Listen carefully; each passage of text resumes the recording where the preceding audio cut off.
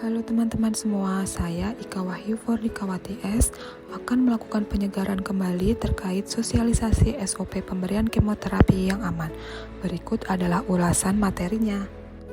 Dalam pemberian kemoterapi yang perlu dipersiapkan yaitu pertama, persiapan pasien meliputi pengukuran tanda-tanda vital dan pengecekan hasil laboratorium darah pasien. Yang kedua, pencampuran obat kemoterapi yang aman. Ketiga, pemberian kemoterapi yang aman sesuai dengan standar operasional prosedur. Yang keempat, pembuangan limbah kemoterapi secara tepat. Adapun rute pemberian obat kemoterapi yang sering dilakukan di ruang rawat inap 6 meliputi 1. Pemberian melalui drip intravena. 2. Pemberian melalui intravena atau IV bolus. Berikut adalah SOP pemberian kemoterapi drip intravena. Persiapannya, troli, bag speed berisi speed dan obat premedikasi sesuai program, sarung tangan bersih 2 pasang, kantong plastik sampah, alkohol swab, underpad atau pengalas, kasa kecil 1 bungkus, infuset sistem tertutup khusus kemoterapi, serta selang konektornya yang menggunakan sistem pengunci, kemudian kolv yang berisi obat kemoterapi dan protokol kemoterapi. Tahapan prosedur pratindakan. Yang pertama, lakukan verifikasi dengan petugas farmasi terkait 10 benar pemberian obat, yaitu benar pasien, obat, dosis, waktu, rute pemberian, edukasi, penolakan, pengkajian, evaluasi, dan dokumentasi. Kemudian lakukan juga verifikasi terkait protokol kemoterapi dan dosisnya, kesesuaian label obat dengan order kemoterapi. 2. Cek kelengkapan terapi pendukung untuk pre, intra, dan post kemoterapi. 3. Cek kelengkapan SIT, protokol kemoterapi, dan order yang ditulis dokter. 4. Siapkan peralatan. Prosedur tindakan kemoterapi.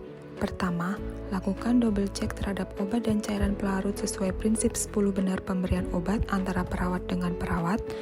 2. Lakukan pengecekan kolv kemoterapi meliputi label identitas tertulis nama lengkap, nomor medical record, tanggal, nama obat, dosis obat, klaim pada area penusukan masih keadaan terkunci, kebocoran pada kolv, tanggal atau waktu kadaluarsa. 3. Cuci tangan. 4. Lakukan identifikasi pasien dengan benar. 5. Jelaskan prosedur kepada pasien. 6. Gunakan alat pelindung diri sarung tangan. 7. Pasang underpad atau pengalas. 8. Cek adanya blood return. 9. Lakukan priming atau pengeluaran udara dari selang infus lalu sambungkan dengan akses intravena. 10. Berikan obat premedikasi sesuai protokol. 11. Lakukan pembilasan dari jalur kemoterapi dengan NaCl 0,9%. 12. Buka konektor pada selang infus dengan menggunakan kasa kecil. 13. Sambungkan obat kolv kemoterapi. 14. Atur tetesan sesuai protokol. 15. Bila lebih dari satu jenis obat, berikan flushing 30-50 cc di antara pemberian obat dengan menggunakan cairan infus pembilas. 16. Jelaskan kepada pasien dan keluarga tanda dan gejala alergi obat yang harus segera dilaporkan ke perawat atau ke dokter. 17. Observasi area insersi dari adanya nyeri, bengkak, kemerahan setiap shift dengan menggunakan checklist phlebitis. 18. Buka alat pelindung diri dan buang ke plastik ungu, kemudian cuci tangan sebelum meninggalkan kamar pasien. Untuk pos tindakan yang harus dilakukan, 1. Dokumentasikan respon pasien, tingkat kesadaran, tanda-tanda vital meliputi tekanan darah, nadi, suhu, respirasi, dan saturasi. Tulis hasil adanya blood return, kemudian jam dan tanggal pemberian obat kemoterapi, dan edukasi yang telah diberikan. Berikut adalah SOP pemberian kemoterapi intravena. Persiapannya, troli, bag speed berisi speed dan obat premedikasi sesuai program, sarung tangan bersih 2 pasang, kantung plastik sampah, alkohol swab, underpad atau pengalas, kasa kecil 1 bungkus, Google, apron, protokol kemoterapi, spill kit tumpahan kemoterapi. Pratindakan yang harus dilakukan. 1. Lakukan verifikasi dengan petugas farmasi terkait 10 benar pemberian obat meliputi benar pasien, obat, dosis, waktu, rute pemberian, edukasi, penolakan, pengkajian, evaluasi, dan dokumentasi. Verifikasi juga terkait protokol kemoterapi dengan dosisnya, kesesuaian label obat dengan order kemoterapi. 2. Cek kesesuaian interval pemberian kemoterapi saat ini dengan kemoterapi sebelumnya. 3. Cek kepatenan akses vena. 4. Siapkan peralatan. Adapun prosedur tindakannya, 1. Lakukan double check terhadap obat dan cairan pelarut sesuai prinsip 10 benar pemberian obat antara perawat dengan perawat.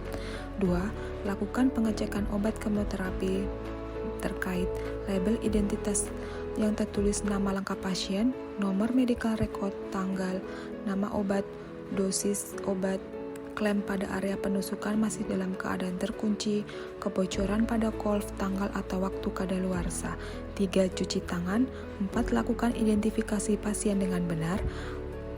5. Jelaskan prosedur kepada pasien. 6. Gunakan alat pelindung diri sarung tangan, apron, dan Google. 7. Pasang underpad atau pengalas. 8. Lakukan desinfeksi dengan swab alkohol pada rubber stopper vena sentral ataupun port injeksi kateter intravena. Biarkan hingga kering. 9. Cek kepatenan akses vena dengan melihat adanya blood return. 10. Berikan obat premedikasi sesuai protokol. 11. Lakukan flushing sebanyak 30-50 ml dengan cairan yang sesuai. Bila lebih dari satu jenis obat yang diberikan, kemudian berikan flushing 30-50 cc di antara pemberian obat dengan menggunakan cairan infus pembilas. 12. Keluarkan udara dari ujung siring, gunakan kasa untuk mengabsorpsi kemungkinan adanya obat kemoterapi yang menetes. 13. Berikan obat kemoterapi sesuai dengan order penyuntikan secara perlahan-lahan sambil menjalankan tetesan infus secara perlahan-lahan. 14. Perhatikan respon pasien, apakah ada rasa nyeri, tetesan infus yang melambat, bengkak, dan keluhan lain. Jika tidak ada, lanjutkan pemberian kemoterapi IV bolus. 15. Lakukan flushing sebanyak 30-50 ml dengan cairan yang sesuai. 16. Bila lebih dari satu jenis obat, berikan flushing 30-50 cc di antara pemberian obat. 17. Cek adanya blood return setiap 2-3 mili obat sitotoksik yang diberikan. 18. Jelaskan kepada pasien dan keluarga tanda dan gejala alergi obat yang harus segera dilaporkan kepada perawat atau dokter. 19. Buang sampah sitotoksik ke dalam kantong plastik ungu. 20. Buka alat pelindung diri dan buang sampah ke plastik ungu, kemudian cuci tangan sebelum meninggalkan kamar pasien.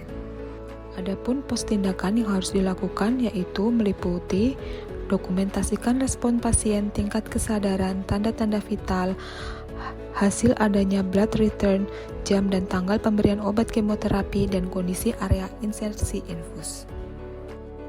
Kesimpulannya, 1. Penguasaan petugas dalam pemberian kemoterapi sesuai dengan SOP dapat mencegah sedini mungkin terjadinya kejadian ekstravasasi yang dapat membahayakan keselamatan pasien. 2. Penguasaan petugas terkait persiapan sebelum pemberian kemoterapi yang sesuai SOP dapat memberikan keamanan untuk pasien dan petugas yang memberikan kemoterapi. 3. Pemahaman dan bekerja sesuai dengan SOP akan meningkatkan kualitas dan profesionalisme sebagai seorang perawat. Sekian sosialisasi dari saya. Terima kasih sudah menonton video ini.